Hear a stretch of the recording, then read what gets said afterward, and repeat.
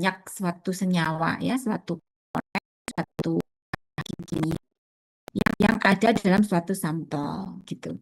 Nah, untuk bahasa yang paling lazim digunakan untuk menggambarkan jumlah di dalam suatu reaksi mol. Ya, mol itu bahasa yang paling general untuk menggambarkan jumlah senyawa. Nah, ada beberapa hal yang perlu kita perhatikan, kita kuasai. Sebentar saya tak pindah ke.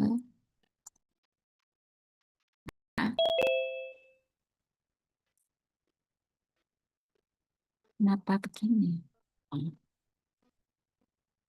Ya, yang pertama adalah bahwa kita butuh suatu reaksi kimia yang sudah balance, sudah disetarakan gitu, setara, yang balance. Karena dengan balance itu berarti reaksi kimianya sudah selesai, sudah sempurna, prosesnya sudah berhenti gitu ya, sudah tidak ada lagi yang akan bisa berubah.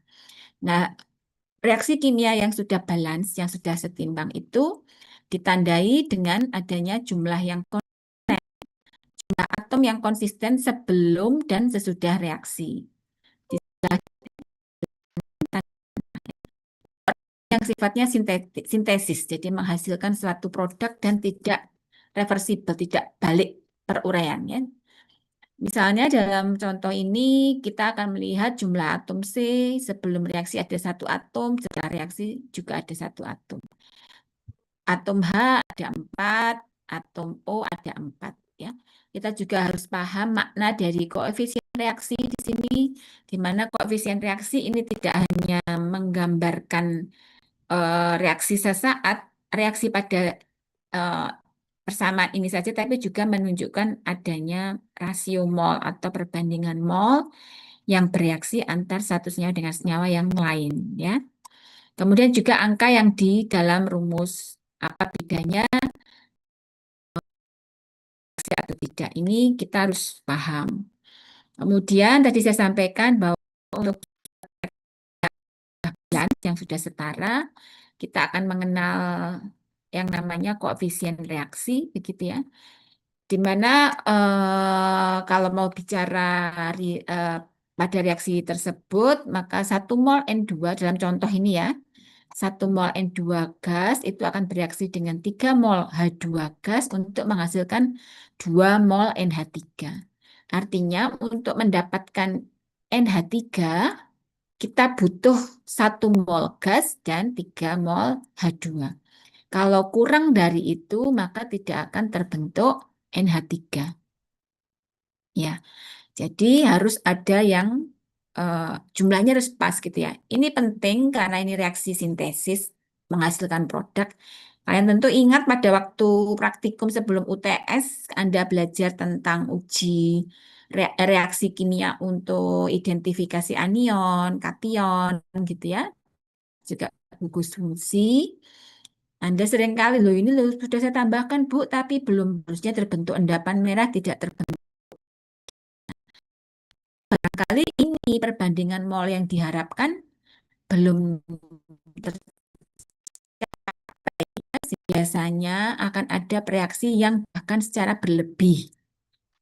Sehingga ada, mungkin masih ingat reaksi pembatas ya, reagen pembatas begitu. Ini kan harapannya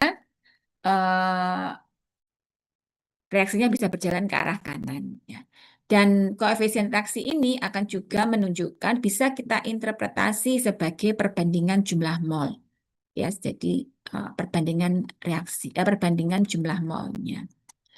Kemudian juga ada apa namanya tadi, supaya reaksinya bergeser ke kanan. Anda kalau masih ingat kesetimbangan kimia ya, salah satu reaksi ditambahkan berlebih seperti contoh di bawah ini, kita butuh 1 molekul N2 dan 3 molekul H2. Namun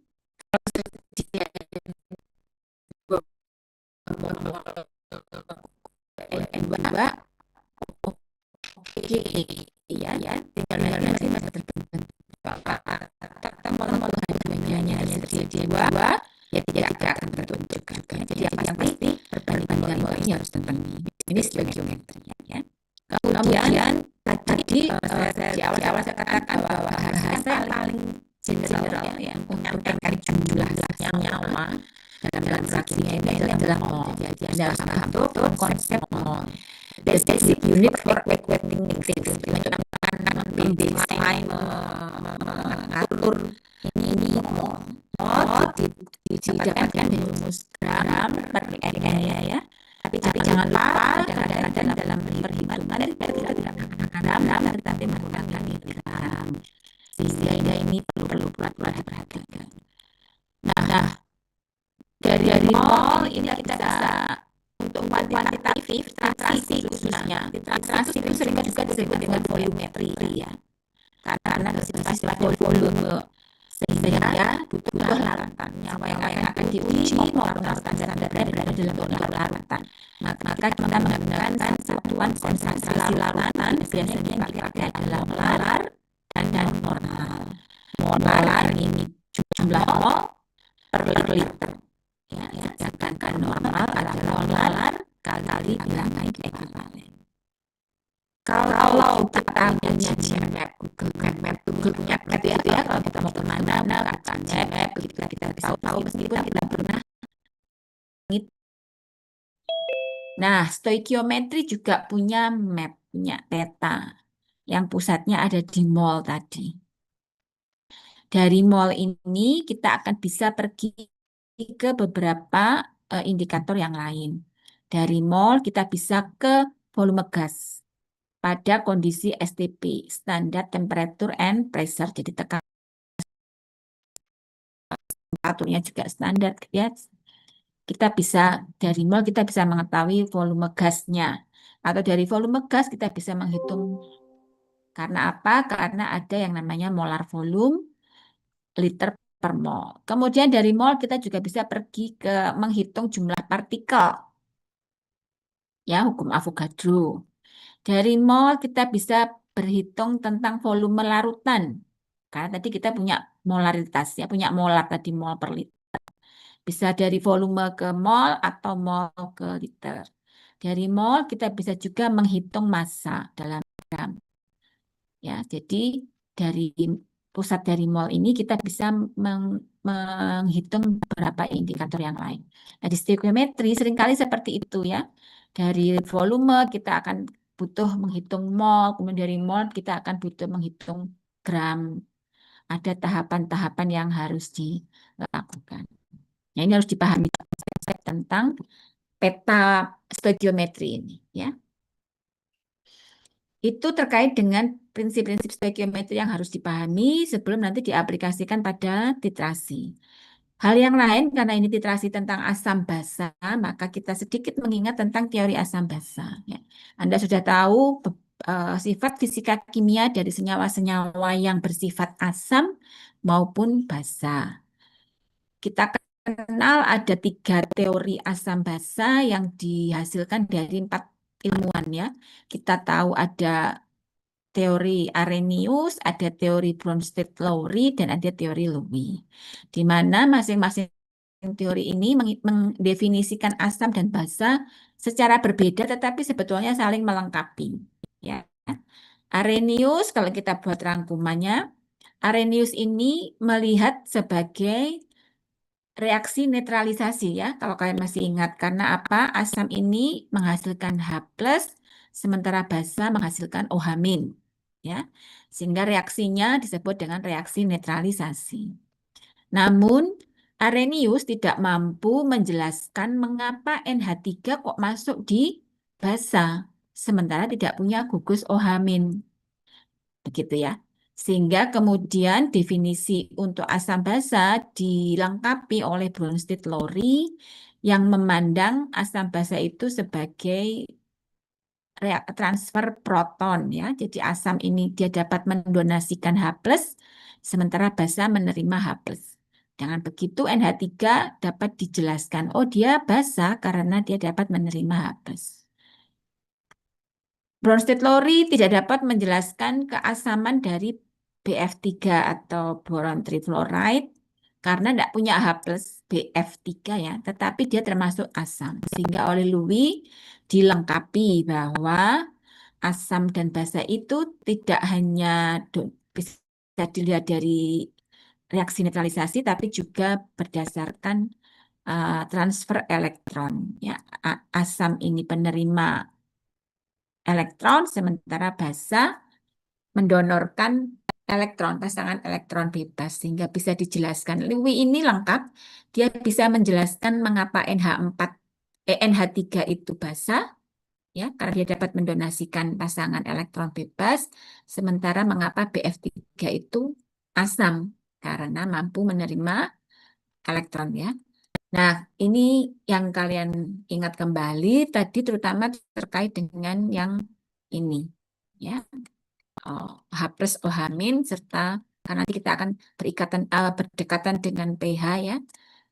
Jadi lebih ke Arrhenius dan Bronsted-Lowry. Ya, prinsip reaksi neutralisasi inilah yang menjadi dasar untuk titrasi asam dan basa. Asam dan basa akan menghasilkan garam dan air.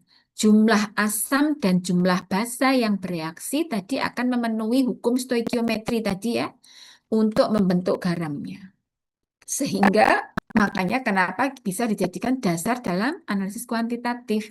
Karena perbandingan jumlah molnya harus tetap, ya. Jadi bisa tentu masih ingat percobaan ini, ya, ada percobaan tentang nyala lampu ketika ada dua elektron dimasukkan ke dalam larutan elektrolit berisi HCl, HSO4, NaOH, CaOH, H4OH, dan seterusnya. Kapan dia mampu menyalakan lampu dengan terang dan kapan redup nyala tapi redup atau sama sekali tidak mampu menyalakan lampu dalam rangkaian seperti ini. Nah, ini menunjukkan adanya kekuatan asam dan basa, ya.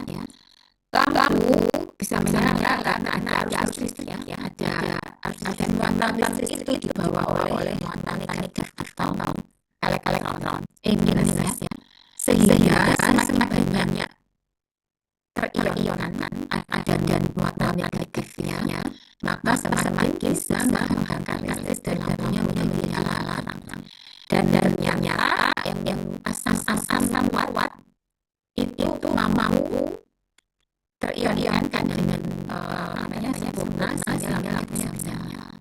Seperti HCl, HSO4, NaOH, CaOH kembali, ini akan mampu menyalakan lampu dengan terang, sementara NaOH dan CaCO ini mampu menyalakan lampu redup dan air tidak mampu menyalakan lampu.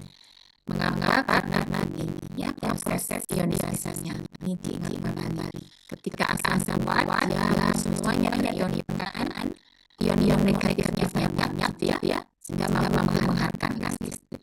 Sementara pada asam lemah tidak banyak yang diionkan sedikit saja.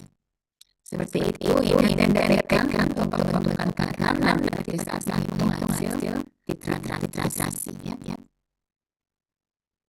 Kemudian juga ada tetapan asam dan basa. Berarti untuk asam dan basa yang lemah, ya, bukan yang kuat, jumlah ionnya bisa dihitung dengan menggunakan tetapan asam dan basa. Nah, Anda ingat juga bahwa tetapan asam dan basa tadi Ka ini kalau nilainya semakin tinggi, semakin besar, maka dikatakan ionnya semakin asamnya semakin kuat. Ya, asam atau basanya semakin kuat, nilai Ka dan dangkanya juga semakin besar. Karena ada jumlah produk ionnya semakin banyak, ya. Poin terakhir terkait dengan asam dan basa sebelum kita masuk titrasi adalah pH. Anda tahu bahwa pH ini digunakan untuk menyatakan tingkat keasaman, ya. Mengukur konsentrasi ion gas dalam suatu larutan, ya. Menggunakan logaritma faktor 10, sehingga larutan pH 1 itu akan punya kekuatan asam yang lebih 10 kali kuat dibanding pH-nya. Rumus umum dari pH adalah min log konsentrasi ion HH+. Sehingga misalnya dilarutkan dengan pH 1 berarti mempunyai konsentrasi ion H plus 0,1 mol per liter. Bandingkan dengan yang pH 3, ion H plusnya adalah 0,001 mol per liter atau 10⁻³ ya. Jadi semakin kecil pH-nya ini punya kekuatan asam ber10 kali lipat. Selain pH, berarti kita juga punya pOH, rumus-rumusnya konsentrasi OH- dan punya pKW yang merupakan penjumlahan pH plus pOH dengan nilai panas. Larutan asam itu punya pH 7, berarti konsentrasi ion H plusnya lebih besar dibandingkan dengan 10⁻7 molar. Netral itu persis 7 dan basa itu pH lebih dari 7, berarti konsentrasi ion H plusnya kurang dari 10⁻7 molar ya. Ini sebagai acuan nanti kita untuk menemukan kira-kira endpoint-nya itu ada di pH berapa ya.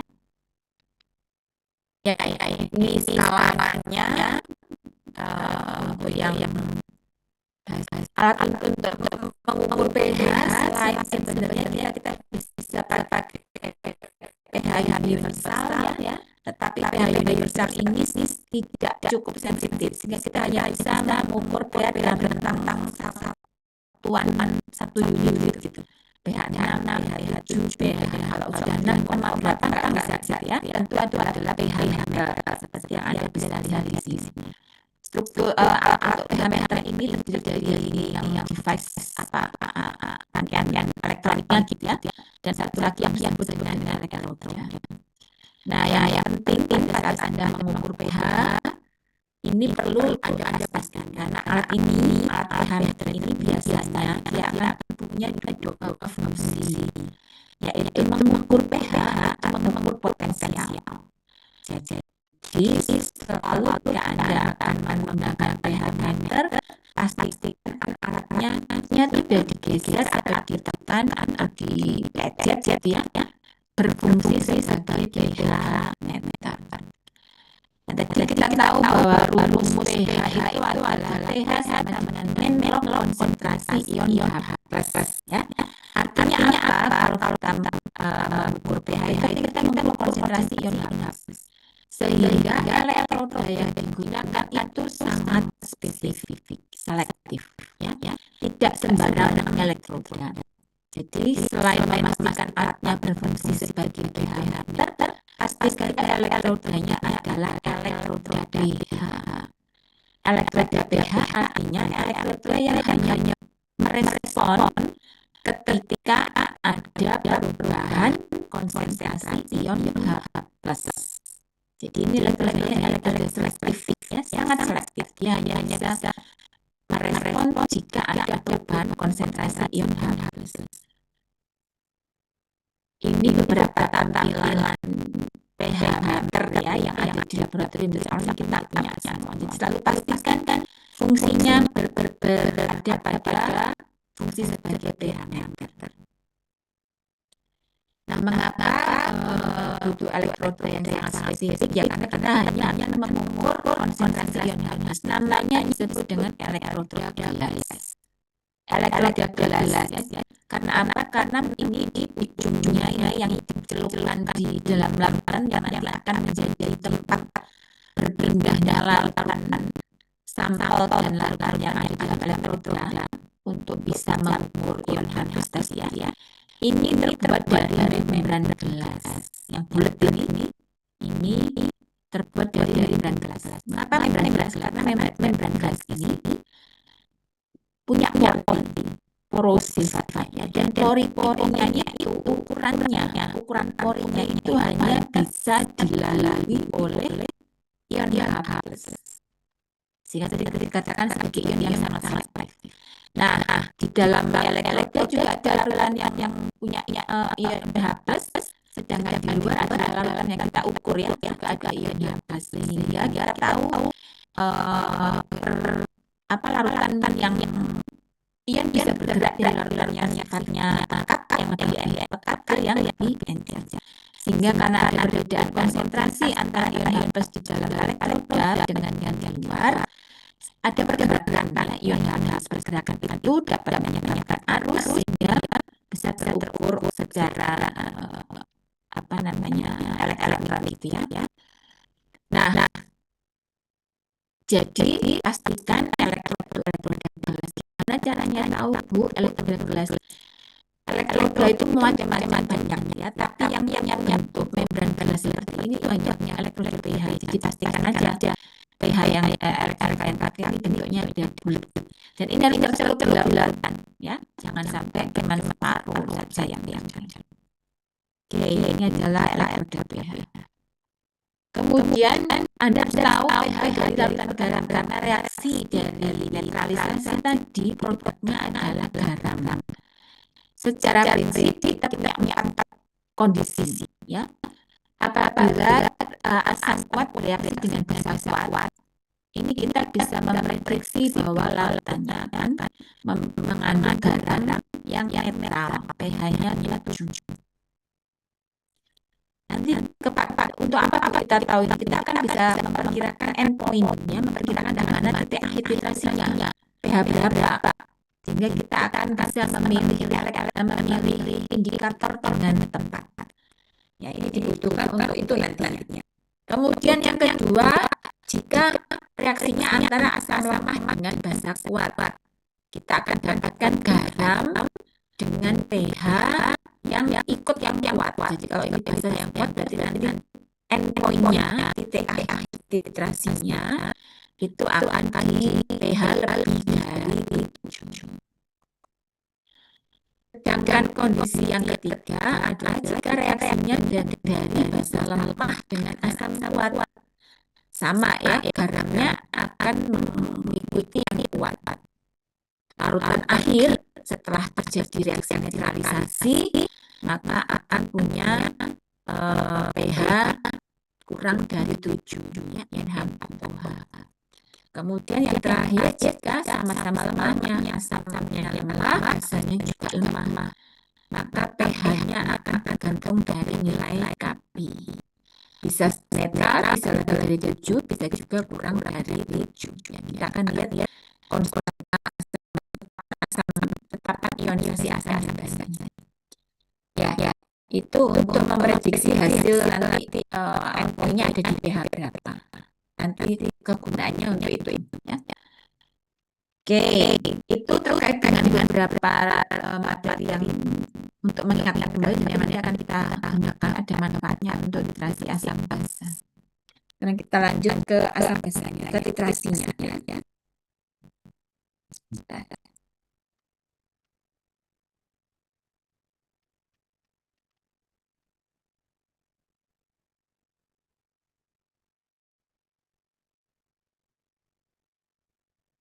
Untuk titrasi asam basa seperti titrasi pada umumnya, titrasi itu adalah titrimetri, bisa disebut juga dengan volumetri ya. Jadi kalau Anda suatu saat dengar yang namanya volumetri itu pasti nggak usah bingung, volumetri itu ya titrasi. Karena berbasis pada larutan dan volume. Kita pada saat menentukan kan Anda menentukan volume titran ya. Jadi disebut dengan volume. Nah, untuk asam basa maka ini digunakan untuk menentukan analitik yang berupa asam atau basa berdasarkan pada tadi reaksi netralisasi. Ya. Jika ada analitik asam sekian mol, maka dibutuhkan basa sekian mol, gitu kan, untuk bisa netral membentuk garam dengan benar, ya, dengan sempurna. Komponennya ada 3. Pertama tentu sampel yang akan kita ukur kita ukur analitnya kadarnya ya, sampel dan analit. Dan kemudian ada standar ini standar yang sudah kita ketahui konsentrasinya. Dan ada indikator. Fungsi dari indikator adalah untuk melihat endpoint atau titik akhir titrasi. Pada asam basa, indikator ini bisa berupa senyawa yang kita tambahkan yang nanti akan berubah warna ketika kondisinya berbeda pada asam dan basa. Ya. Jika suasana asam berwarna apa, setelah basa dia berwarna apa. Pakai indikator. Tetapi sebetulnya tidak harus pakai senyawa kimia juga. Kita bisa pakai tadi elektroda gelas sebagai indikatornya, menggantikan peran senyawa kimia tadi ya. Jadi menggunakan pH meter. Ini yang kemudian disebut nanti kalau Anda pernah dengar ke depan gitu ya ngomong-ngomong atau belajar tentang analisis, dengar atau membaca tentang pH metri. Ya. pH metri itu adalah ini titrasi asam basa, tetapi kita menggunakan pH meter, ukur pH. Di pH-nya diukur tahap demi tahap gitu ya. Setelah itu kita akan menentukan endpoint-nya ada di mana gitu. Jadi kalau ini kalau senyawa kimia kita melihat perubahan warna indikator, kalau pakai pH metri kita melihat perubahan pH. Kalau Anda sudah tahu sampel itu adalah media yang mengandung analit. Analit ini yang berupa asam atau basa. Sampel bisa berupa larutan, bisa berupa cairan, bisa berupa padatan. Namun untuk proses titrasi, sampel ini harus dirubah ke dalam bentuk larutan. Apakah dengan cara dilarutkan atau diencerkan, ya, atau digerus, dikecilkan partikelnya, kemudian ditambahkan pelarut, atau diekstraksi, macam-macam proses preparasinya ya. Tetapi yang pasti sampel ini harus dirubah dalam bentuk larutan supaya bisa dititrasi. Kemudian ada larutan standar, yaitu larutan yang mengandung senyawa tertentu dengan jumlah yang telah diketahui dengan pasti. Biasanya diletakkan di dalam buret. Ya. Untuk bisa mendapatkan konsentrasi yang tepat, maka harus kita buat dengan cara ditimbang. Ya. Karena dengan menimbang kita tahu masanya. Setelah itu dilarutkan dengan volume tertentu secara kuantitatif sehingga kita bisa mengetahui dengan persis berapa konsentrasi standar. Kita perlu mengetahui konsentrasi standar dengan tepat karena ini nanti yang hitung konsentrasi air dalam sampel. Terakhir indikator tadi sudah saya sampaikan, indikator ini untuk asam basa kita menggunakan senyawa kimia yang akan berubah ketika berada pada suasana asam atau basa, berubah warnanya ya. Sehingga ini membantu kita secara visual menentukan kapan titrasi dihentikan. Untuk atau standar kita sekedar mengingatkan kita punya dua macam baku primer dan baku sekunder. Untuk asam basa yang Anda lakukan di laboratorium kemarin, Anda menjalani dua ya, Anda melakukan pembakuan baku sekunder dengan baku primer. Baku primer ini ada persyaratannya pure, very murni ya. Konsentrasinya di atas 99,99%. Kemudian stabil ya, dan reaksinya ikut stoikiometri gitu. Artinya perbandingan molnya itu selalu konstan. Contohnya adalah asam oksalat pada saat kalian praktikum kemarin ya.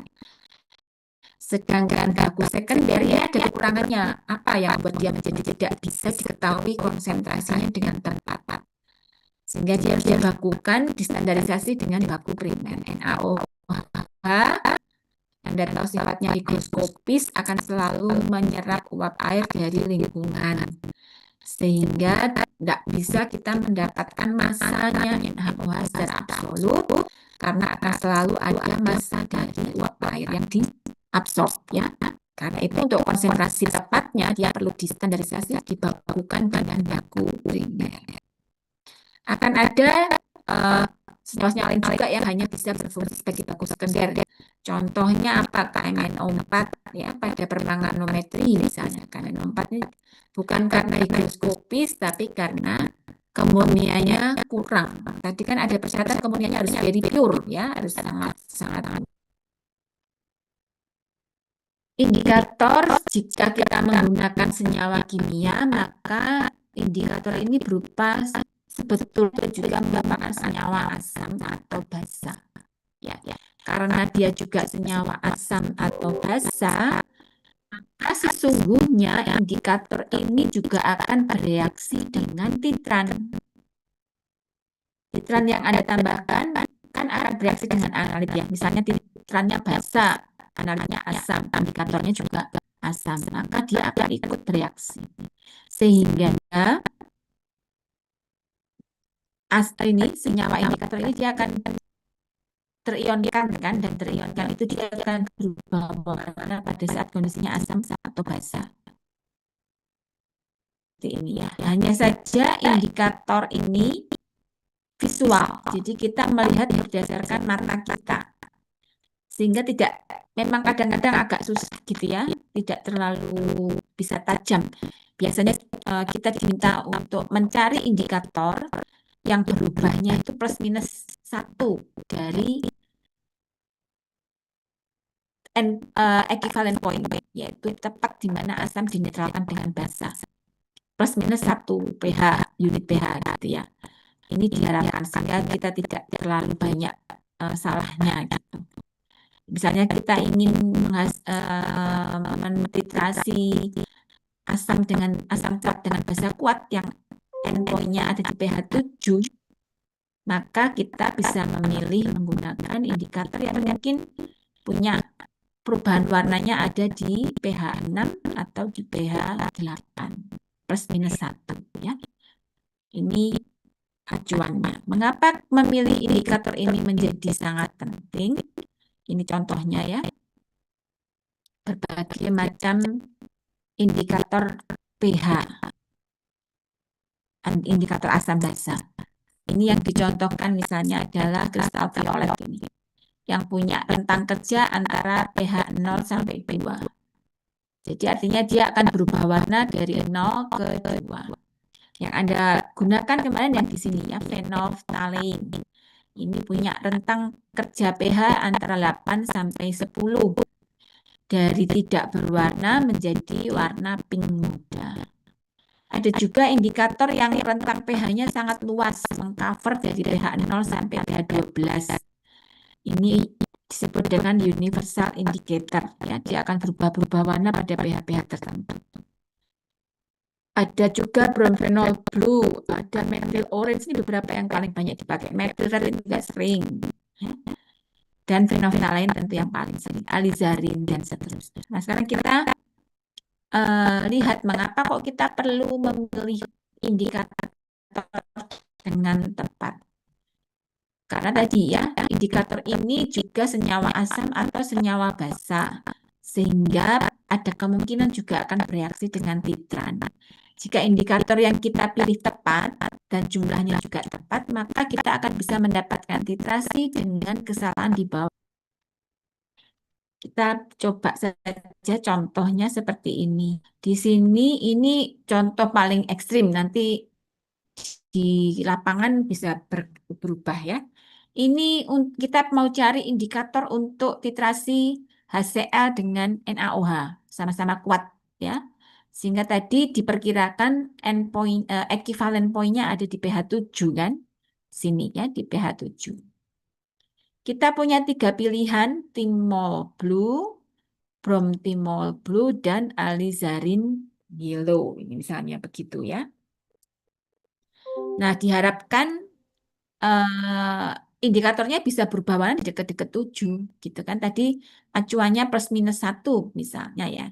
Nah, kita lihat thymol blue ini punya range pH antara 1 sampai 3.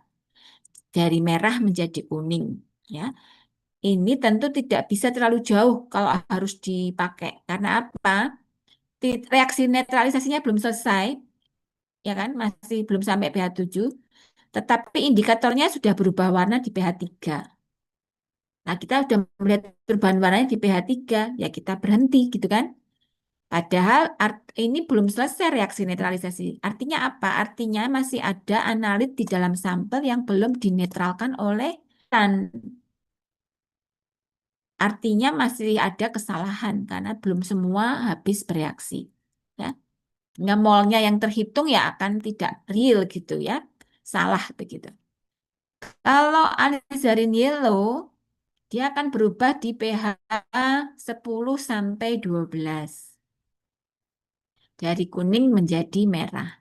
Sehingga kesalahannya juga cukup besar. Karena seharusnya berhenti di pH 7, ini baru berubah warna di pH 10. Artinya titrannya kelebihan, ya kan? Harusnya sudah di pH 7 berubah warna, tapi ini baru di pH 10 dia berubah warna. Dari pH 7 sampai pH 10, ini titrannya berarti kelebihan. Ya kan? Tidak ada analit yang direaksikan sebetulnya karena sudah habis di pH 7 gitu. Jadi kesalahannya akan besar juga. Sementara Bromtimol Blue ini punya range pH 6 sampai 8. Ini sangat ideal kalau harus digunakan untuk memvisualisasi equivalent point di pH 7 ya. Nah, dia akan berubah dari pH 6 ke pH 8, dari kuning menjadi biru. Jadi kesalahannya tidak akan terlalu besar. Ya, ini contoh bagaimana kita memilih indikator untuk reaksi asam basa. Yang kedua, tips yang kedua selain kita tadi menentukan dari rentang pH ya, adalah juga bahwa jumlahnya nggak boleh banyak yang ditambahkan. Kalau jumlahnya indikator yang kita tambahkan terlalu banyak, maka akan semakin banyak volume titran yang bereaksi dengan indikator. Sehingga kalau kita baca 10 mili, endpointnya 10 mili, Bu. Nah, padahal ada banyak yang bereaksi dengan indikator kalau indikator kita tambahkan banyak-banyak ya. Jadi ada bias di sana, ada gap di sana ya. Karena itu tipnya adalah menambahkan indikator dalam jumlah yang sangat kecil, extremely small. Kalau Anda lihat prosedur titrasi, biasanya indikator itu ditambahkan dalam tetes, satu tetes, dua tetes, paling banter tiga tetes gitu ya. Bukan dalam ukuran 1 mili, 1,5 mili begitu. Karena itu tadi akan membuat bias volume titrannya. Oke, berikutnya tentang konsentrasi. Kita mengenal banyak konsentrasi ya, ada volume per volume, berat per volume ini kalau sampelnya ditimbang. Titrasi tadi kan ada juga sampel yang bentuknya solid ya, harus ditimbang. Seperti kalau kalian mungkin ada yang sudah mengerjakan iodometri ya, iodotometri Anda menetapkan vitamin C ditimbang karena sampelnya padat. Tapi tetap harus dibuat larutan supaya bisa tertitrasi. Kemudian tapi yang paling banyak kita pakai khususnya untuk asam basa, kita paritas dan normalitas, molar dan normal. Molaritas, molar tadi sudah kita tahu mol per liter dan normal adalah molar kali ekivalen. Bilangan ekivalen untuk asam basa seperti ini ya. Kalau asam itu bergantung pada ion H+ yang dihasilkan seperti teori Arrhenius dan Bronsted-Lowry, ya kan? Berapa ion H+ yang dilepaskan, ini menunjukkan bilangan ekivalennya. Sedangkan basa sama eh, berapa ion yang dihasilkan ketika dilarutkan dalam air, ya. Rangkaian alatnya untuk teknik pelaksanaan titrasinya seperti yang sudah kalian lakukan di laboratorium, Anda rangkai seperti ini. Titrasi dilakukan menggunakan labu Erlenmeyer, sedangkan untuk titran diletakkan di buret seperti ini. Ya. Kemudian indikator masuk di dalam larutan sampel yang ada di Erlenmeyer.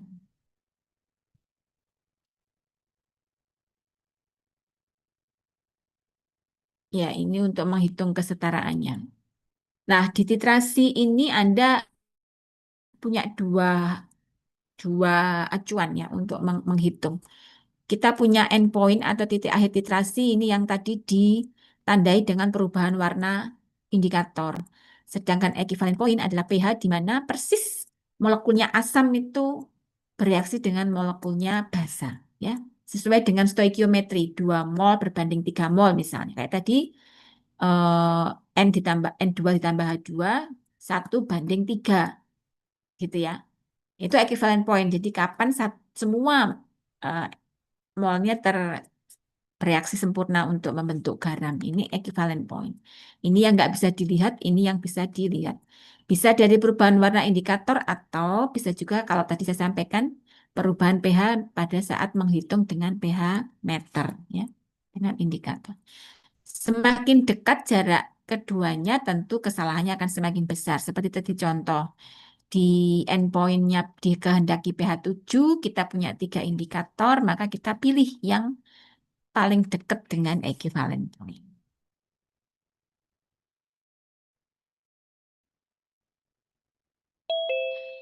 Kalau titrasi itu sudah jadi prosedur baku, misal di buku panduan Badan POM, di USP, atau di buku-buku standar lain, maka kita tidak perlu mempelajari, masa tidak perlu mengetahui dari awal mengapa kok seperti ini gitu ya. Kita ikuti aja prosedur yang sudah baku itu.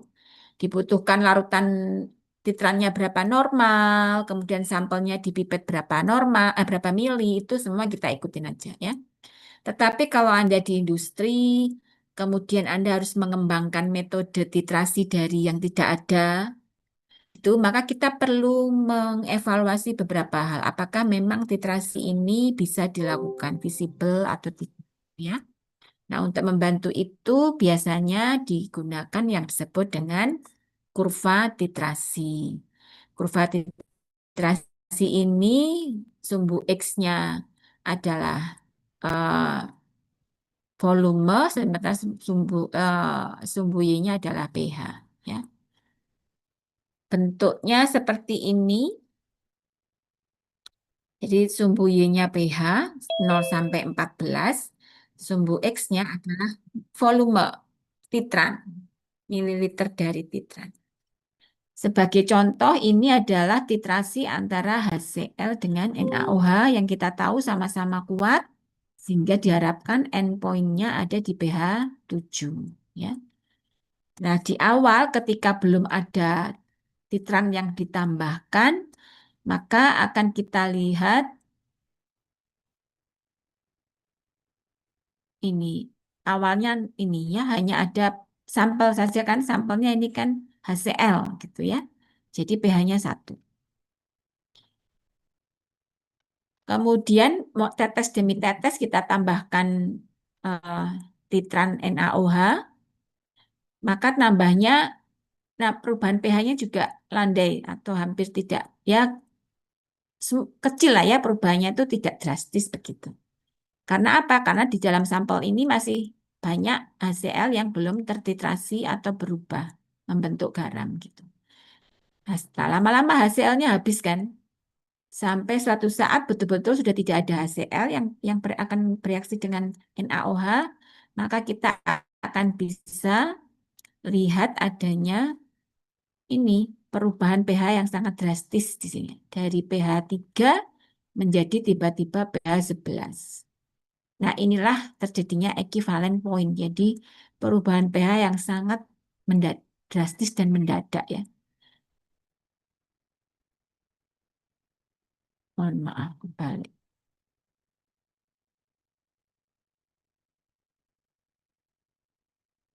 Ini tadi, nah, saya ingin menjelaskan di sini, begitu sudah ada perubahan pH mendadak dan drastis, kita teruskan beberapa penambahan titran, penambahannya juga udah nggak besar lagi ya, perubahannya menjadi sedikit. Ini disebut equivalent point, jadi titik tengah dari garis lurus pada saat terjadi perubahan pH. Titik tengahnya ini kalau kita ekstrapolasi ke sumbu Y, kita peroleh pH equivalent. Jadi equivalent point-nya ada di pH 7. Kalau kita ekstrapolasikan ke sumbu X, kita akan dapatkan volume equivalent. Jadi untuk menetralkan berapa ini? 20 mili 0,3 mol HCl dibutuhkan NaOH 0,3 mol molar sejumlah 20 mililiter. Ini equivalent point-nya ya. Oke, itu adalah kurva titrasi. Nah, seperti ini Anda bisa melihat perubahannya, perbedaannya ya dua kurva ini. Di sini awal itu pH-nya 1 ini berarti asam kuat dengan basa kuat ya. dan diakhiri pH di atas 12 ini kan basa kuat. Sementara yang di sini 4 karena asam asetat ya, asam lemah dan diakhiri di pH yang sama. Dari sini kita tahu ekivalen poinnya ini di 7, di sini 9. Maka Anda bisa menentukan alternatif pilihan indikatornya apa. Misalnya di sini pakai bromimol blue, yang di sini pakai phenolphthalein. Ya. Secara umum punya 4 kondisi. Ya. Ini yang di asam kuat dititrasi dengan basa kuat. Yang ini asam lemah dititrasi dengan asam kuat, basa kuat. Yang ini adalah basa lemah yang diterasi dengan asam kuat, yang ini adalah asam kuat dan basa kuat, ya. Jadi ini kondisi titrasi dari eh, asam dan basa. Ini contoh soal, tapi saya lewatin aja karena Anda udah ngitung kan kemarin pada waktu eh, praktikum asam basa ya, jadi sudah tahu bagaimana V1N1 sama dengan V2N2. Nah, biasanya untuk memastikan bahwa titrasi asam basa yang akan dibuat itu sesuai untuk analit kita, maka biasanya akan ada pengecekan ya, pemeriksaan beberapa titik untuk melihat pH larutan. Mau di awal, kemudian pada saat sebelum ekivalen poin, pada ekivalen poin dan setelah ekivalen poin untuk memastikan benar nih titrasi apa kurvanya tadi benar ya. Untuk titrasi asam kuat dengan basa kuat, pada awal titrasi itu hanya ada asamnya saja ya, sehingga dan itu asam kuat. Kita bisa menentukan pH-nya dari pH sama dengan log konsentrasi H plus. H plusnya ini kita bisa dapatkan dari konsentrasi asamnya. Konsentrasi asamnya 0,1 molar ya, berarti H plusnya 0,1 ya. Kemudian sebelum titik ekivalen, artinya sudah ada basa kuat yang ditambahkan melalui titran ya, maka didapatkan untuk mendapatkan pH-nya kita menghitung dengan rumus seperti ini untuk ion H plusnya ya. Kemudian pada saat ekivalensi karena ini asam kuat basa kuat mestinya 7. Dan setelah ekivalensi jika diteruskan titrasinya kita akan bisa mendapatkan pH dari pOH-nya ya. Sebagai contoh ini. Ini adalah tadi yang saya cerita pH metri tadi ya. Jadi setiap kali penambahan titran diukur pH-nya dicatat seperti ini. Kemudian dibuat kurva titrasinya seperti ini. Ya, Anda bisa lihat ini. Tambahkan 1, tambahkan 10, 20, 30, dan seterusnya.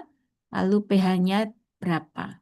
Lalu dibuat di dalam grafik. Diperoleh seperti ini. Dari sini kita bisa melihat berapakah pH ekivalennya. Tadi pH ekivalen itu kan pH di mana terjadi perubahan yang sangat drastis ya. Di sini Anda bisa melihat sebetulnya yang selisih pH-nya banyak itu di mana. Ini besar. Dari 2,28 ke 7 tuh ya. Hampir 5 unit. Ini juga cukup besar dari 7 ke 10. 3 unit ya. Tapi Anda selain melihat selisih yang cukup besar, Anda perhatikan juga di sini nambahnya berapa mili gitu. Ini berubah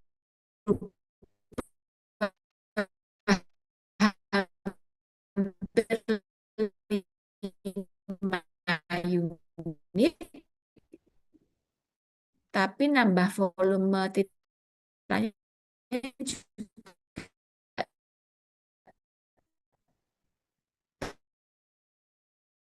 di kurva titranya benar juga ya. Kalau ini Aneh banget orang-orang manggil dia Deo. Karena dia garis pantas manggil lurus di tengah-tengah. apa? Aneh banget nggak dengar orang-orang manggil dia Deo. Karena aku kenal dia sebagai Amadeo. Ama. Oh. Nama dia kan Amadeo Esa. Terus aku sama manggilnya Amadeo. Takut kayak tiba-tiba Delsa diem nih. Ya, oke, terima kasih. Ya, Halo, ya, oke. Soalnya aku nggak bisa mau unmute ya, jadi mohon di mute dulu sementara. Kecuali kalau mau bertanya, boleh langsung ngomong. baik Ibu, mohon maaf. Ya, Tadi soalnya ada telepon juga, jadi tidak sengaja terpencet. Mohon maaf Ibu. nggak apa-apa, nggak apa-apa. Oke, ya, kita lanjut ya. Ini kita lihat pakai metil merah dan atau pakai phenolphthalein. Masih dimungkinkan. Ini penjelasan tadi mengapa kok milihnya di pH 7 kok bukan di pH 2,28 gitu ya. Oke, lanjut titrasi asam lemah dengan basa kuat. Karena awal itu asam lemah, dari asam dari menggunakan ini akar dari tetapan ionisasi asamnya dikali konsentrasi asam. Kemudian sebelum ekuivalen, saat ekuivalen dan setelah ekuivalen. Jika dibuat grafiknya akan seperti ini, sehingga kita bisa tentukan kalau dari tabel ini kita dapatkan pH ekuivalennya di pH 8,72. Ini berubah hampir 3 unit ya, sementara yang lainnya sedikit-sedikit. Itu sesuai juga dengan grafiknya. Di sini kan kira-kira 8,2. Kemudian untuk pemilihan indikator bisa menggunakan phenolphthalein atau metil merah. Ini contoh perhitungan tadi ya, kalau mau sebelumnya pH meter kan langsung diukur gitu ya, kita nggak perlu menghitung ini. Kemudian pada saat sudah ditambahi NaOH tapi belum ekoin, kita juga bisa menghitung pH-nya dengan cara balance reaction yang sudah balance, sudah setara. Lalu pada setara ini komposisinya seperti apa? Ternyata komposisinya ada CH3COOH dan garamnya ya, sehingga kita menggunakan rumus seperti ini. Oke, kemudian asam kuat dengan basa lemah, tentu kita tetapkan ion H plusnya seperti yang lainnya tadi, dan ini grafiknya. Di sini lihat pH ekuivalennya ada di pH 5,1. Sama dengan grafiknya dan bisa kita gunakan untuk pemilihan indikator.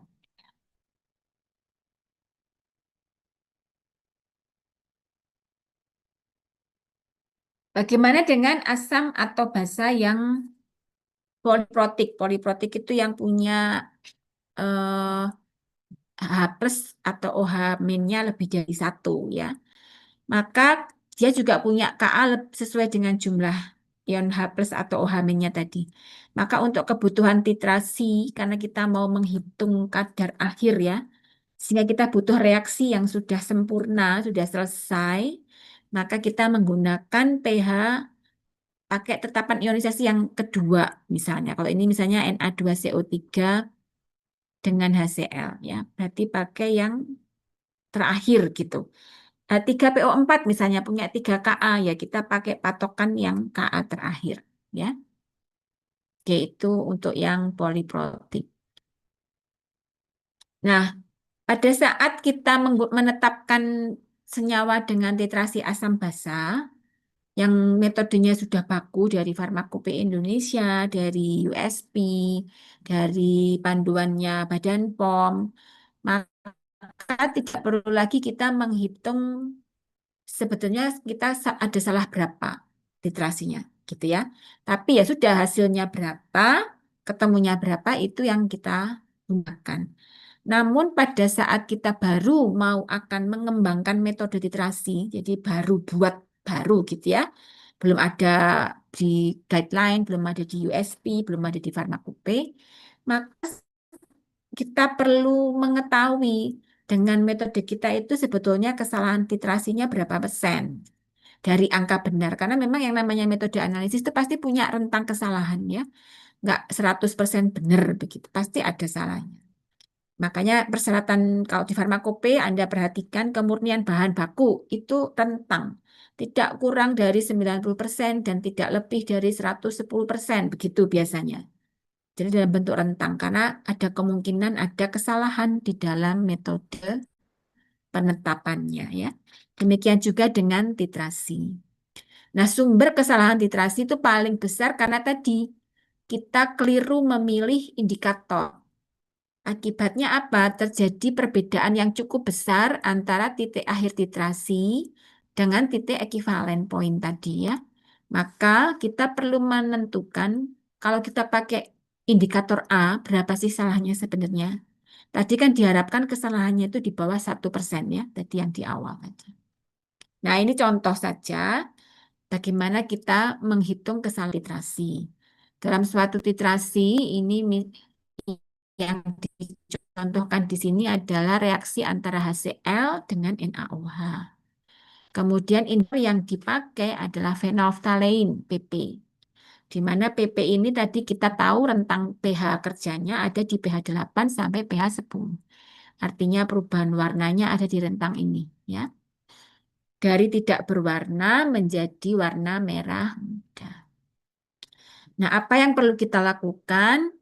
Tahap pertama, tulis reaksinya secara lengkap dan balance. Jadi sudah disetarakan, ya. Perbandingan molnya udah benar gitu, tidak ada yang tersisa. Dalam hal ini 1 mol HCl bereaksi dengan 1 mol NaOH menghasilkan 1. Kemudian menentukan pH pada akhir reaksi. Kebetulan ini sama-sama kuat, tentu kita tahu pH adalah 7. Lalu kita tentukan apakah titik akhir titrasinya terjadi sebelum atau sesudah titik ekivalen. Titik akhir titrasi ditandai dengan perubahan warna dari indikator. PP itu 8 sampai 10 range pH-nya. Kita ambil pH yang terdekat dengan titik ekivalen. Titik ekivalennya 7, maka kita ambil pH 8 yang paling dekat ya dibandingkan 10 kan lebih dekat dengan pH.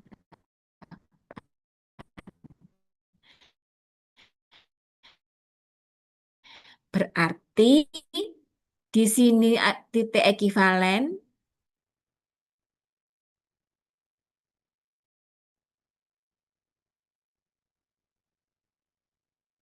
ya kan, benar kan TAT-nya terjadi setelah TE.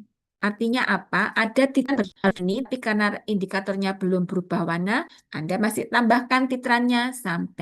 Jadi ada kelebihan NaOH. OH inilah yang harus dihitung. Ini sebagai kesalahan titrasi. Kita lihat ya. Selanjutnya kita tentukan komposisi senyawa yang ada pada TAT apa. Tadi dari reaksi kimia pada saat TAT itu ada NaCl, garam yang terbentuk dan ditambahkan dari titran. Kita misalkan sebagai X mililiter kelebihan NaOH-nya. Ya. Kemudian menentukan pH. pH larutan karena setelah kesetimbangan kan tinggal NaOH, NaCl dan NaOH yang kelebihan tadi ya. 8, 6. TAT-nya dianggap pH 8 tadi ya. pOH sama dengan menlog konsentrasi garam basanya ya. Sehingga diperoleh seperti ini. Nah, tapi kita kan belum tahu X-nya itu berapa gitu ya. Kemudian kita cari terlebih dahulu X-nya berapa. Kita bisa hitung volume totalnya. Volume totalnya adalah ditemukan sekian. Berasal dari mana? Dari volume. Dan ada volume NaOH. Volume NaOH-nya adalah volume TAT ditambah X. Ya, kelebihannya tadi. Sehingga diperoleh volume totalnya adalah 70,44 plus X mililiter. Berarti kita harus mencari X-nya itu berapa. Ya. Ya, kita cari, kita peroleh ternyata X-nya adalah 7,17 kali 10 pangkat min 4 mililiter.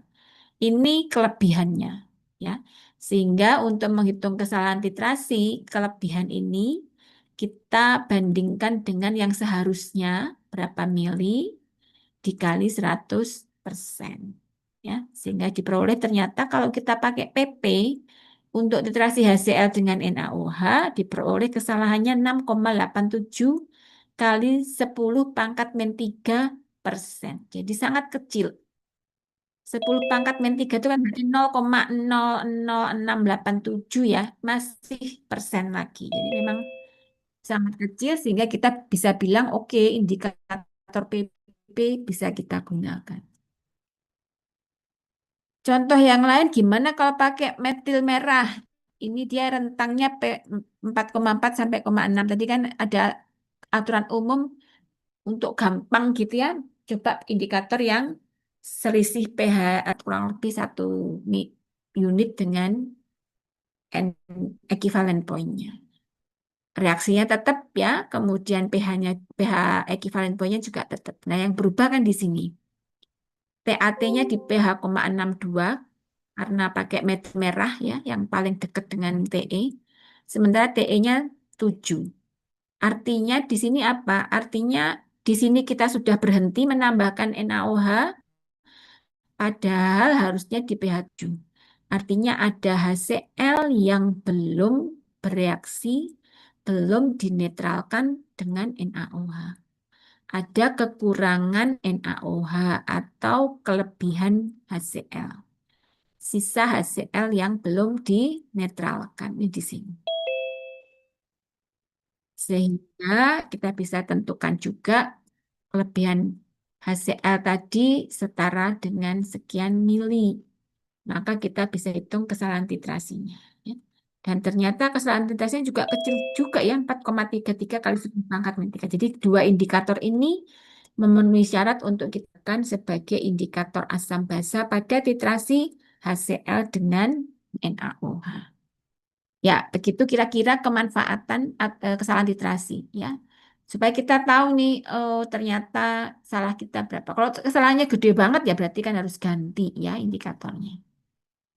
Oke, itu tadi tentang kesalahan titrasi. Nah, sekarang bagaimana kita mengaplikasikan titrasi asam basa pada praktek, khususnya di kefarmasian ya. Tentu yang pertama adalah untuk menetapkan kadar. Yang perlu diingat, penetapan kadar tidak lagi memperhatikan kesalahan titrasi tadi. Jadi kita nggak ngitung kalau misalnya ketemu penetapan kadarnya ketemu 10 normal, apakah kemudian kita kurangi dengan kesalahan titrasi? Tentu tidak, ya. Jadi ya sudah berarti tadi titrasinya memenuhi syarat, kesalahannya cukup kecil, maka kita selanjutnya untuk menetapkan kadar ya tinggal masukkan saja ke rumusnya ya. Anda sudah mengetahui ada N1V1 sama dengan N2V2. Kalau kita yang diketahui M ya berarti Anda kalikan dengan bilangan ekivalennya. Ya, ini prosedurnya. Kemudian bagaimana Anda menghitung konsentrasinya ya. Dalam hal ini sampelnya dipipet. Jadi kita sudah tahu volume sampel ya, volume sampel diketahui. N sampel itu sedang dihitung gitu kan. Volume baku kita tahu dari volume di buret. Baca berapa gitu kan, itu volume baku. Normalitas baku kita tahu juga karena kita tahu konsentrasi dari bakunya, apakah ditimbang dilarutkan ataupun distandarkan dengan baku primer. Sehingga kita bisa menghitung normalitas dari sampel.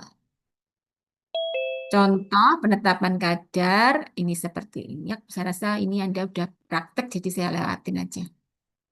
Nah, ini nanti Anda coba kerjakan di rumah untuk latihan ya, bagaimana hasilnya.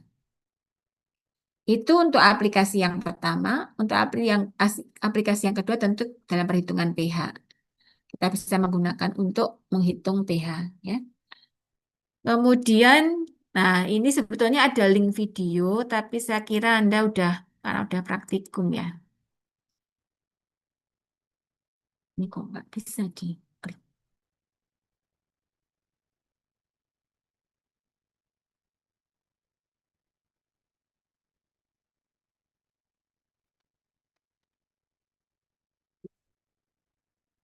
Mestinya bisa diklik ya.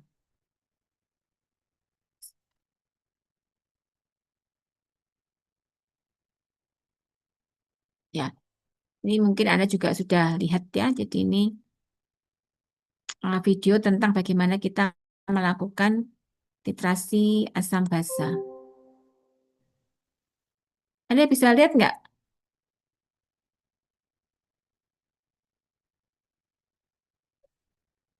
Bisa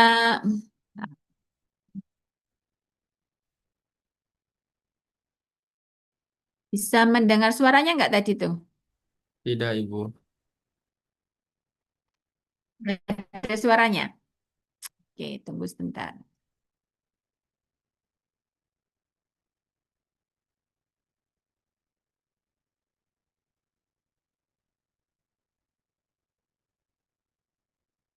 Oke. Oke.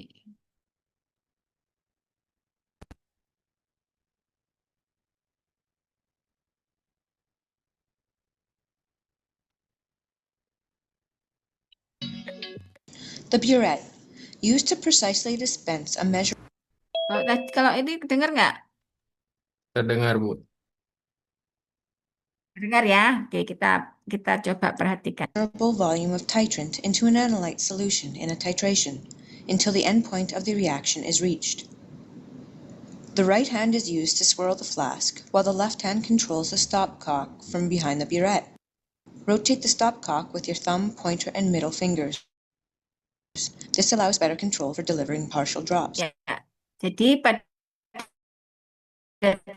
titrasi pertama kali yang paling penting tuh sudah bersih ya. Yang kedua tadi itu diajarin kan kerannya nggak macet gitu.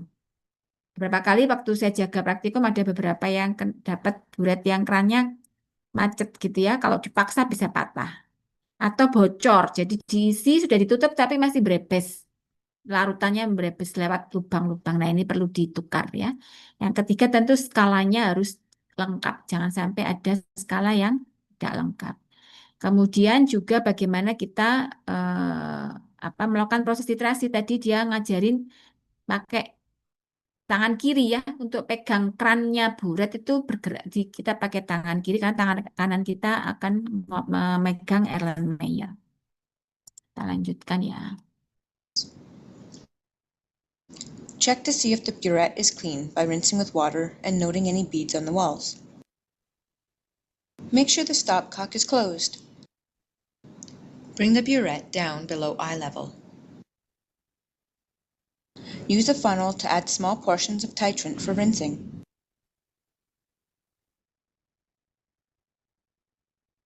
Wet all areas of the burette with your titrant by rotating horizontally and drain out through the stopcock. Oke, jadi buret sebelum digunakan ini buret yang bersih ya, yang sudah dicuci, harus dibilas dengan titran larutan titran. Anda bisa lakukan pembilasan seperti tadi, diisi sedikit, kemudian diputer-puter sehingga seluruh permukaan dalam buret itu sudah terkena terbasahi oleh larutan titran. Anda lakukan itu minimal 2 kali untuk. Tapi ya jangan banyak-banyak karena Anda dapat titrannya kan tidak banyak ya, ntar kehabisan. 1 mili gitu, tapi Anda gunakan sampai membasahi semuanya. Kemudian tadi juga ada contoh ya bagaimana Anda mengisi, Anda bawa buretnya turun ke bawah ya, bukan Anda yang naik kursi kemudian melihat nolnya di mana ya. Jadi pastikan pada saat membaca nol itu selevel dengan mata kita skalanya. Drain all rinses completely. Repeat this 3 times to ensure all contaminants are out. Fill the burette above the zero mark with your titrant. Pour with the burette below eye level. Pour slowly so the burette does not overflow. Remove the funnel after filling. Check for bubbles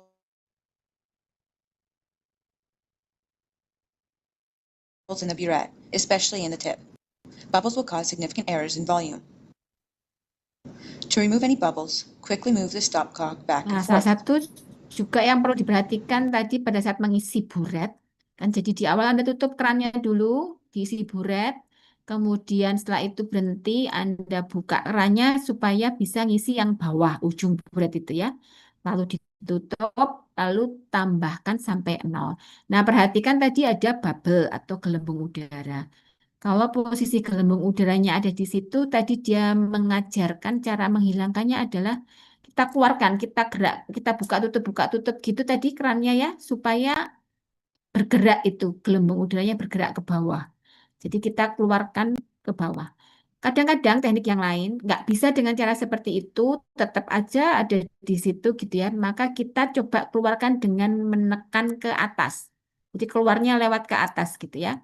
Dengan cara apa? Saya biasanya pakai ini, apa itu plastiknya pipet tetes itu yang merah itu ya. Ditaruh di ujungnya sini, ujungnya apa? Ujung dari buret, lalu kita tekan sehingga gelembungnya itu kita paksa naik ke atas. Gitu. Tapi kalau gelembungnya itu ada di badannya buret, di skala-skala itu, kita nggak bisa ngeluarin. Susah banget. Nempel di gelas gitu ya, nempel di dindingnya gitu ya.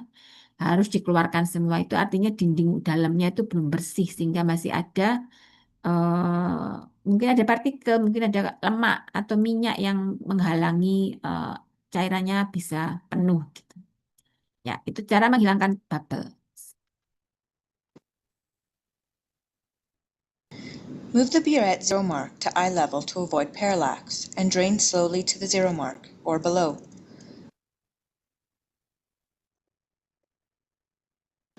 Remove any hanging drops from the tip of the burette. Any drops are considered delivered volume.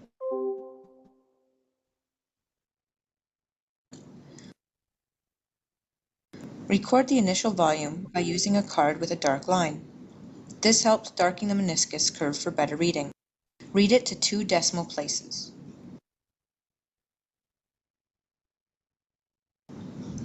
Add 2 to 3 drops of indicator to your analyte. It is wise to do a rough titration to determine the relative volume needed to reach the endpoint.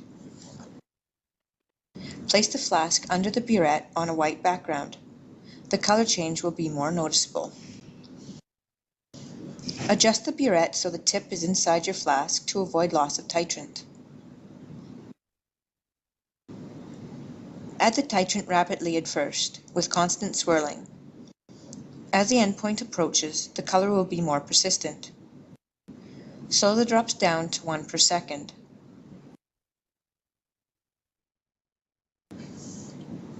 Touch the tip to the sides of the flask and wash the sides down with water so that all titrant that has been delivered has reacted. Anda perhatikan yang dilakukan tadi ya, setiap kali dia mengeluarkan atau menghentikan titrasi, lalu dia akan mengeluarkan Erlenmeyer, ini dia selalu sentuhkan ujung buret itu ke dinding Erlenmeyer. Karena skalanya udah terbaca, tapi ada kemungkinan cairannya belum masuk ke Erlenmeyer, masih menggantung di ujung buret. Padahal sudah terhitung itu volumenya ya. Karena itu dikeluarkan, ditempelkan di dindingnya. Kemudian tadi Anda juga perhatikan dia berhenti untuk membilas dinding dari Erlenmeyer supaya yang nempel di dinding-dinding itu turun ke bawah. Artinya supaya kita tahu betul gitu ya semua titran itu ke bawah, tidak nempel di dinding karena akan menyebabkan kesalahan penghitungan jumlah volume. Nah, ada pertanyaan misalnya seberapa sering kita perlu membilas dinding? Tentu tidak perlu terlalu sering ya.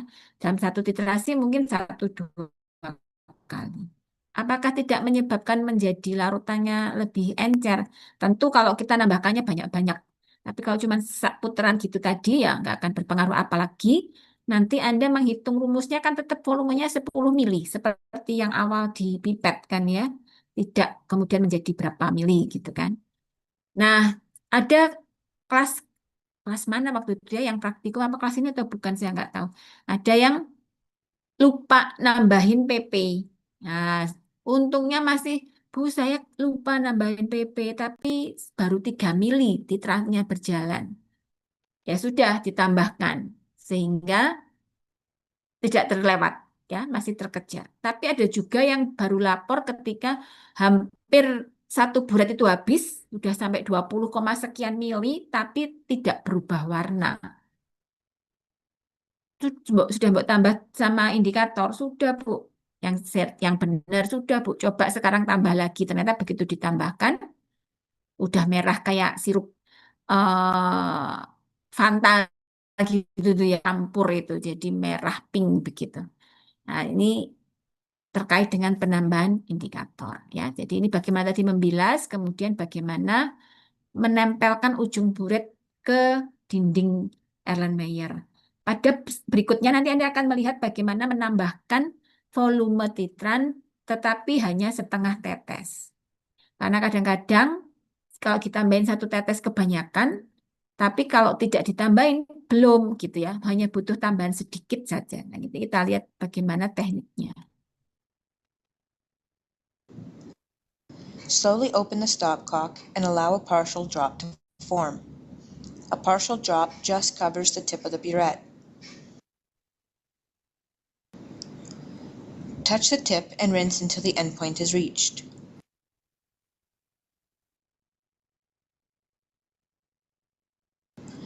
The endpoint is noted by a faint color that is persistent for at least 10 seconds, but not permanent. Obtain a final reading. The volume titrated is the difference between the initial and final reading. The concentration of your analyte can now be calculated. Let's review the steps. Make sure the burette is clean. Rinse 3 times with small portions of titrant. Fill the burette with titrant to above the 0 mark. Remove any bubbles. Drain to 0 or below. Take initial reading. Add indicator to analyte. Titrate quickly at first, then drop per second. Touch tip and wash side to flask. Add partial drops and wash sides until endpoint is reached. Take final reading. Calculate your concentration. Now you are ready to titrate. Ya, gitu ya. Jadi tadi di akhir bagaimana menambahkan partial drop di akhir sebelum menjelang endpoint supaya tidak terlewat. Jadi ditambahin partial. Partial itu bisa setengah, bisa mungkin cuma sedikit aja gitu di ujungnya, lalu tempelkan di dinding, lalu Anda bilas. Ya. Oke, saya kira sudah untuk yang ini kita balik. Kapan lagi kamu bisa ikutan flash sale 100 motor? Cuma di Promo Puncak Shop. Malam, jangan lupa ya, tanggal 1 motor kebetulan tahun ini.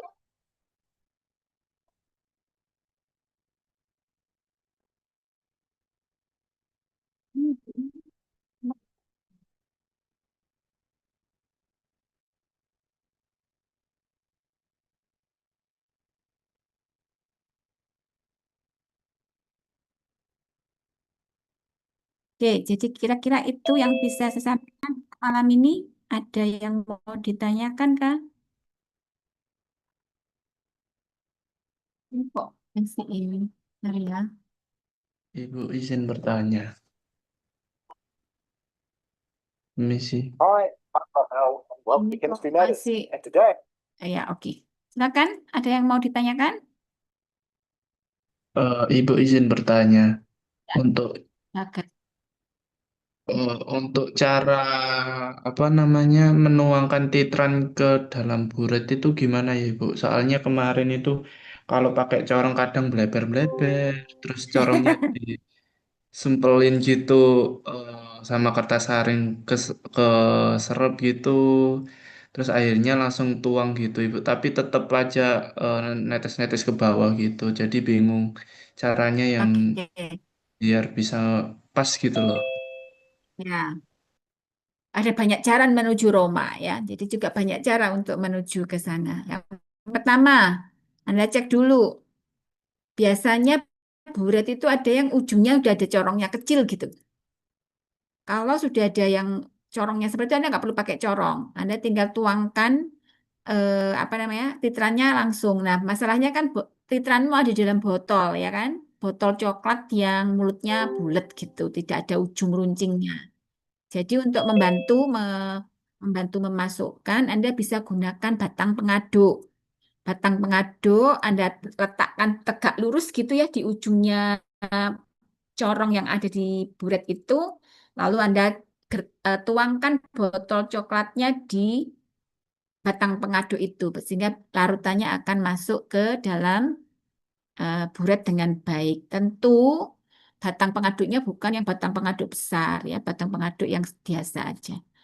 Itu yang pertama. Yang kedua, kalau ujung buretnya itu tidak ada corongnya, Anda bisa gunakan corong.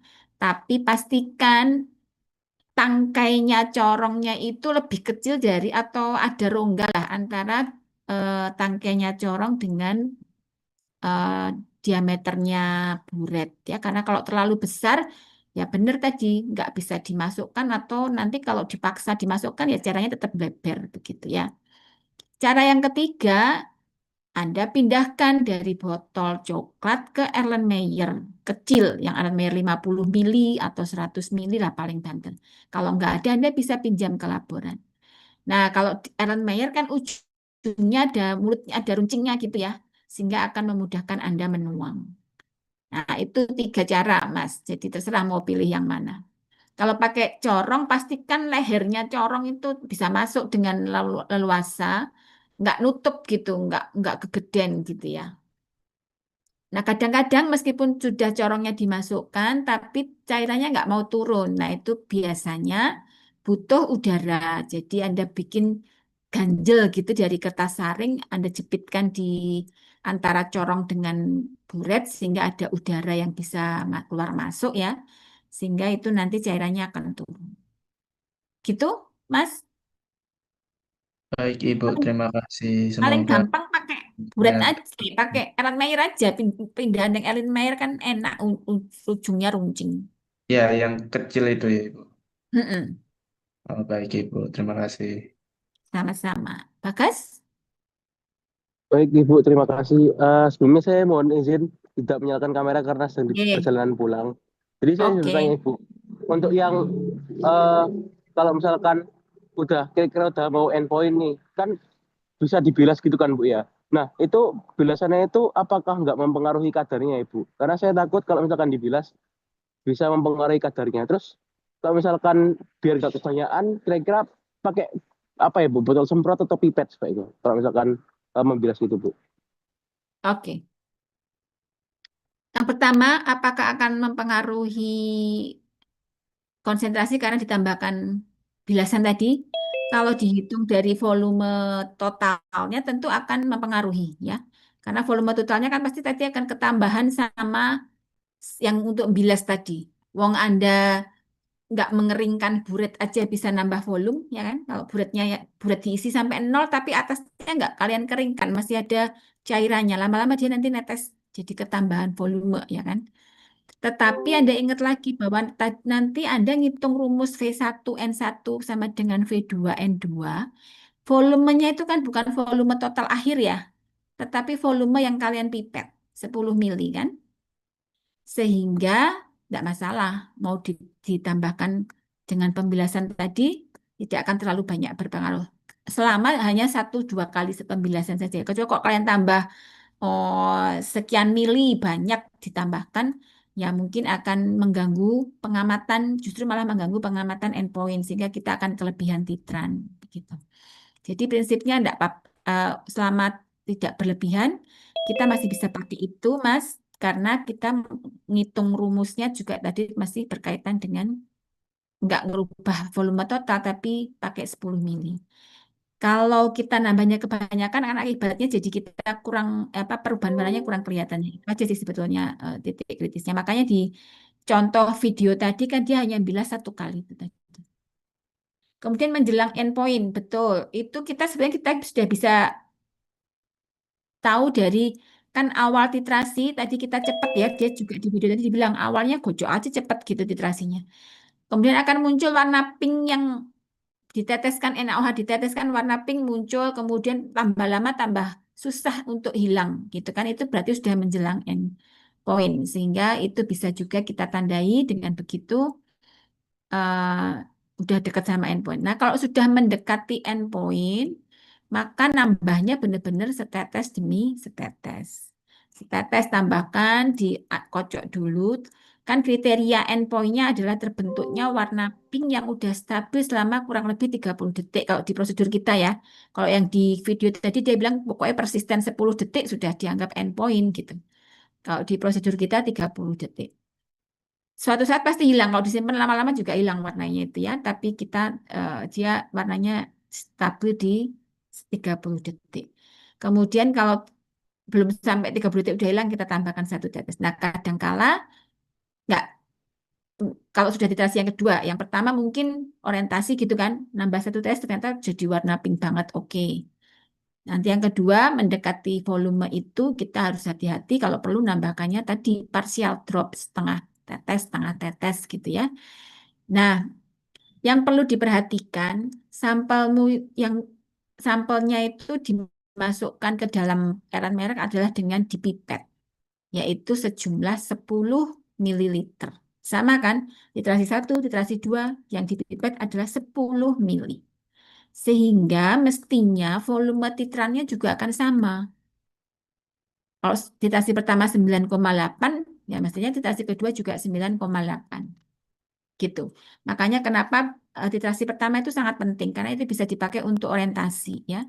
Tapi ada kemungkinan juga bisa beda karena tadi yang pertama kelebihan sedikit gitu ya. Nanti sehingga yang kedua lebih hati-hati. Tetapi sebagai patokan umum, mestinya titrasi pertama dan titrasi kedua ini tidak boleh lebih dari 0,05 selisihnya. Maka kita anggap udah konstan. Jika lebih dari itu, maka kita perlu ulang titrasi yang ketiga. Nanti kita lihat selisihnya bagaimana. Tapi memang kalau sudah di praktikum karena Anda punyanya terbatas ya, sampelnya terbatas, titranya juga diberi terbatas, mungkin nggak sempat untuk titrasi yang ketiga. Tapi jika dengan berjalannya waktu Anda semakin terlatih untuk melakukan titrasi, maka tentu tidak akan lagi selisihnya terlalu banyak ya. Mungkin gitu Bagas, ada yang belum jelas? Baik Ibu, terima kasih banyak. Masih ada yang lain? Sambil saya nyiapkan presensi ya, ditunggu sebentar. Bu, saya mau bertanya. Silakan. Oke. Oke. Saya ingat kemarin ketika titrasi asam basa saat praktikum itu ada salah satu orang teman saya yang dia itu sebenarnya ketika sudah diteteskan, sudah di endpoint, dia itu terlihat pink yang pink overshot gitu Bu, pinknya bablas. Cuma dia itu dikocok agak lama gitu ya Bu, dan setelah pengocokan yang agak lama itu mungkin sekitar 1 menit ya Bu, itu tiba-tiba warnanya memudar semacam indikatornya melemah seperti itu. Nah, kira-kira fenomena apa ya Bu yang terjadi dari pengocokan itu dan bagaimana yang bisa dipengaruhi seperti itu? Dan apakah itu tetap dinyatakan sebagai endpoint yang sesuai atau justru masih terhitung overshot atau bablas seperti itu Bu? Terima kasih. Oke. Jadi pertanyaannya adalah tadi sebentar ya. Bentar. Tadi saya katakan kalau yang namanya endpoint itu adalah warna pinknya udah stabil ketika dapat bertahan 30 detik atau kalau di video tadi justru malah lebih pendek ya, 10 detik stabil warna pinknya nggak hilang, maka dianggap sudah endpoint. Ini kelas apa tadi? Kelas apa Kelas, ya ini? Kelas A kelas ya? B. Kelas B, Hah? Bu. B? Kelas B. Ya, oke. Nah, bagaimana dengan kasus temannya tadi ya? Jadi dia udah nambahin, tapi kemudian bablas toh merah gitu kan? Terus kemudian dikocok, ditunggu, didiamkan 1 menitan, ternyata warnanya memudar gitu. Nah itu apakah dianggap sebagai lebih kelebihan atau tepat gitu? Ya, kalau menurut saya ya kelebihan. Karena sebetulnya udah lebih dari 30 detik itu pasti akan sudah memudar warnanya. Nggak usah dikocok pun dia lama-lama hilang itu. Fenomena apa Bu itu? Nah, warna pink itu kan karena adanya ikatan atau reaksi antara indikator dengan NaOH ya. Dia berubah warna karena perubahan pH-nya begitu ya. Nah, dengan berjalannya waktu ya ada kemungkinan kan asam indikator tadi juga berupa senyawa asam atau basa gitu ya.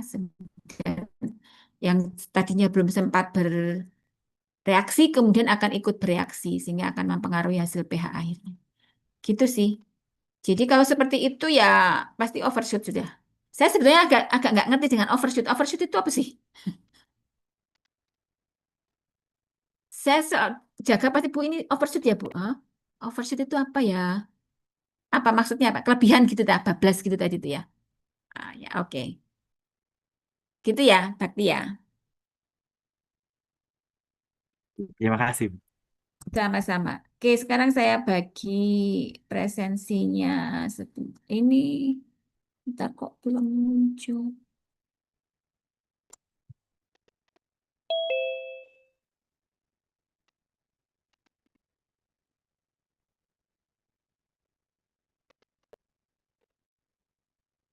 Ya, silakan untuk presensi. Kebesaran nggak ya? Data kecilkan dikit. Dah.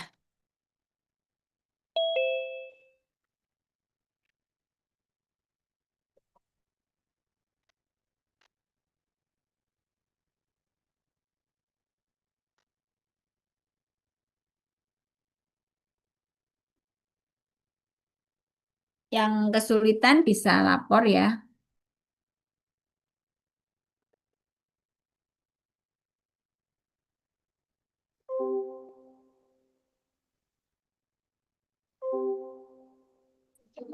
Ini Bu atas nama Syifa Aulia. Vita Aulia. Siapa? Syifa Aulia. Siva. Ini ya. Iya. Terakhir ya. Permisi Iya. Bu atas nama Gosan. Bagas ya. Bagas. Terus siapa? Atas nama Gosan. Gosan. Gosan. Oke. Ada lagi yang kesulitan? Permisi Ibu atas nama Clarissa. Clarissa. Oke. Terima kasih banyak Ibu. Ya. Ada lagi? Aulia. Siapa tuh? Nama Nur Jubaida. Nur Zubaida.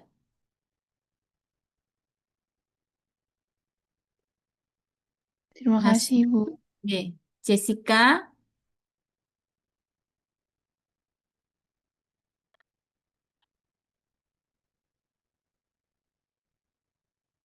Ada lagi?